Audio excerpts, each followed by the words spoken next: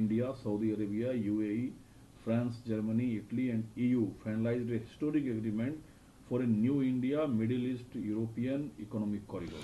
जाहिर है ये मैं समझता हूँ कि ये जो उपलब्धि रही ये बहुत बड़ी उपलब्धि है। साल दर साल से इसके लिए कोशिश किए जा रहे थे, बेबी स्टेप्स लिया जा रहा था, लेकिन मैं समझता हूँ कि ये अगर इस शेप में अब आ गया है तो ये जाहिर तौर पर पूरी दुनिया के लिए, हम सब के लिए एक उपलब्धि का क्षण है।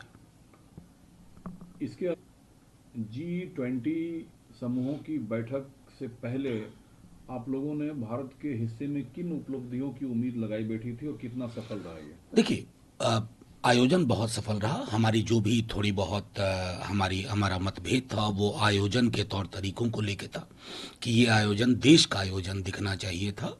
ये कर्फ्यू जैसे माहौल में देश का संदेश भी अच्छा नहीं जाता है। नंबर एक। नंबर दो, जो साझा डिक्लेरेशन हमने देखा, दिल्ली डिक्लेरेशन, वो भी कमोबेश ठीक है, लेकिन बाली से लेकर के यहाँ तक पहुँचने में रसिया यूक्रेन के मसले पे जो लाइन है, मैं समझता हूँ कि अगर सिर्फ गांधी को युद्ध के संदर्भ में पढ़ा गया होता, मैंने एक सोशल मीडिया पे ये लिखा भी, अगर उसको एक हम एक ऐसे आधार के रूप में रखते कि उसके इर्द गिर्द हमारा स्टेटमेंट जारी हो तो वो बेहतर होता।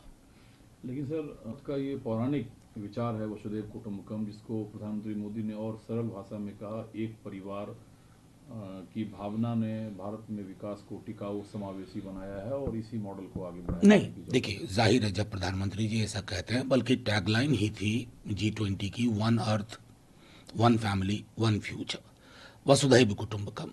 लेकिन प्रधानमंत्री जी से तो हमारा आग्रह यही होता है कि ये सिर्फ इंटरनेशनल प्लेटफॉर्म पे ना हो, देश में भी इसी परिपाटी को, इसी संदेश को उतारा जाए। देश में अगर कुटुंबों के बीच में शांति और सौहार्द का माहौल नहीं है, न्याय का माहौल नहीं है, तो ये हमारे लिए चिंता का विषय है।